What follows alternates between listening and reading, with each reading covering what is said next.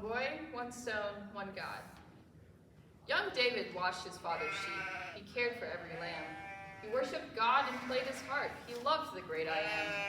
Dear son, come here, said David's dad. I have a job for you. Okay, said David to his dad, just tell me what to do.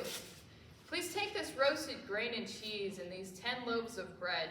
Your brothers and the other men are needing to be fed. They're warring with the Philistines. You'll find them over there. Please find out how they're doing, son, and let them know we care. Bah. When finally he reached the camp, both armies stood their ground. He heard the war cry loud and clear. It was a scary sound. Hey, brothers, David called ahead. Our father sent me here. He's worried over each of you. His heart is full of fear. Just then a booming voice rang out. It sounded loud and gruff. The voice came from a 9-foot man. He acted really tough. Goliath was this giant's name. He mocked each Israelite. He challenged every one of them to come on out and fight. Fight me! Young David watched the Philistine. He listened to his words. Whoever tries to conquer me, I'll feed him to the birds. His words made David really mad. He longed to fight the man. I'll beat that giant, David thought. With God, I know I can. When Saul got news of David's words, he said, "You're just a lad.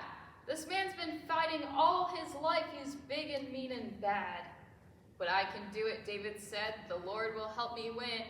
He's helped me kill wild animals. He'll help me once again." "Okay," said Saul, "well, go ahead. I trust the things you've said. Here, take my coat of armor, boy, and a helmet for your head." "I cannot wear these," David said. "They do not fit at all." He took off the coat of armor and gave it back to Saul.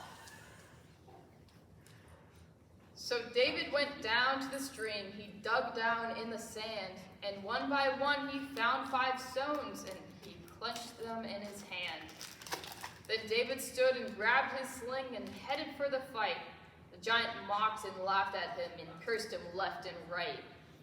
"You come at me with sword and spear," said David to the man, "but I come in the name of God." Then all at once he ran. He charged right at the Philistine. The giant charged right back. Then David flung a little stone and started his attack. The stone moved swiftly through the air and struck the giant's head.